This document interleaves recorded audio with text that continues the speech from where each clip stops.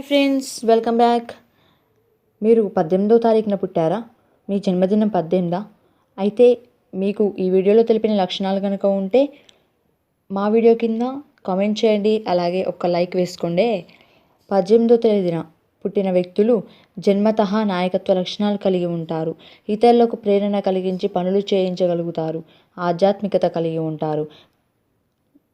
ప్రేమ వ్యవహారాల జోలికి వెళ్లకుండా ఉంటే మంచిది. విశాల దృక్పథం కలిగి ఉంటారు. వివిధ విద్యలలో కళల్లో ప్రావీణ్యం సంపాదిస్తారు. మంచి కళాకారులుగా ఈ జన్మదినం కలవారే. ఉద్వేగం, ఎమోషన్, స్వార్థం మొదలైన నెగిటివ్ గుణాలను అధిగమించగలిగితే చక్కటి ప్రతిభ ప్రదర్శించి ప్రగతిని సాధిస్తారు. వీరు మొండితనాన్ని వదలకపోతే సమాజంలో వీరి పట్ల వ్యతిరేకత ఉండే అవకాశము ఉంది. వీరు ఎప్పుడూ మానసిక ఆందోళనలతో ఉంటారు. వారి భావాలను ఎవరితో పంచుకోకుండా మదనపడుతూ ఉంటారు. ప్రతీకార వాంఛ తగ్గించుకుంటే మంచిది. వీరు చక్కటి ప్రతిభ ప్రదర్శించి ప్రగతిని సాధించగలుగుతారు.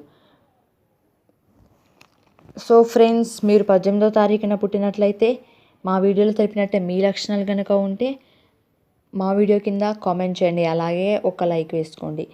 Thank you so much.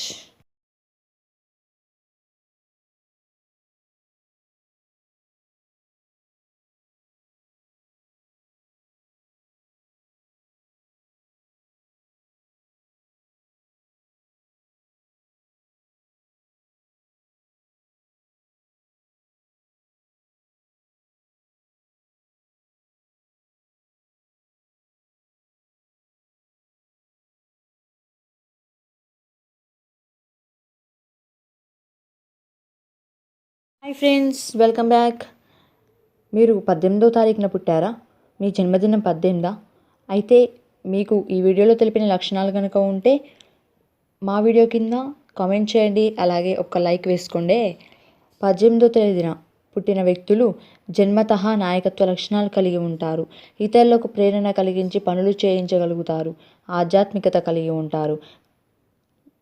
ప్రేమ వ్యవహారాల జోలికి వెళ్లకుండా ఉంటే మంచిది. విశాల దృక్పథం కలిగి ఉంటారు.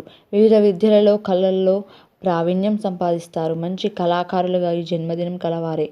ఉద్వేగం, ఎమోషన్, స్వార్థం మొదలైన నెగిటివ్ గుణాలను అధిగమించగలిగితే చక్కటి ప్రతిభ ప్రదర్శించి ప్రగతిని సాధిస్తారు. వీరు మొండితనాన్ని వదలకపోతే సమాజంలో వీరి పట్ల వ్యతిరేకత ఉండే అవకాశము ఉంది.